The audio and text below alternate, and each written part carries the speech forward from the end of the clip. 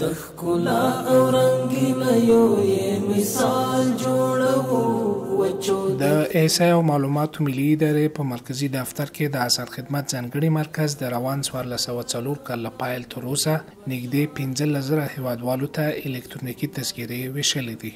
د دې مرکز عمومي مدیر روح الله عزیزي وایي چې په ورځني ډول شاوخوا 230 غوښتونکي د مرکز ته مراجعه کوي.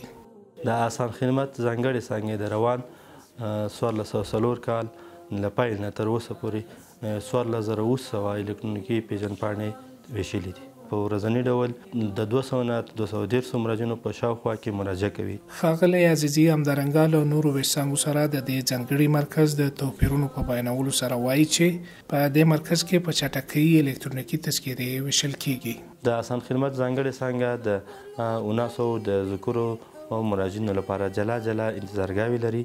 د دې ترڅنګ الکترونیکي پیژندپاڼې زر توزیع کوي او هغه تعداد مراجعین چې د اصلاحي خدماتو لپاره د احصایې معلوماتو ملي ادارې ریاست ته راځي انفرادي او فامیلي رسیدونه پرنټ کوو ترڅو د هغوی په کارونو کې خنډ او ځنډ رانشي. همدارنګه د نویو الکترونیکي پیژندپاڼو سربیره د ویش وروسته خدماتو له جملې څخه د ثبت تولد اجرات هم کوي.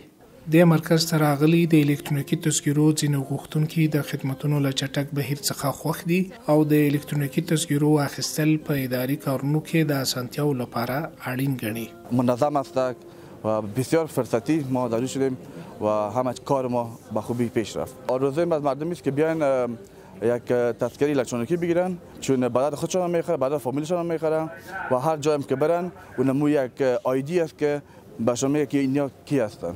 د احصایې او معلوماتو ملي اداره په مرکز او ولایتونو کې د الکترونیکي تذکرو ویسانګو په پراخولو سره هڅه کوي چې هیوادوالو ته د لازماتو اسانتیاو په رامنځته کولو د الکترونیکي تذکرو ترلاسه کول اسانه کړي. خپل هیواد د پرمختللې نړۍ سیال جوړوو.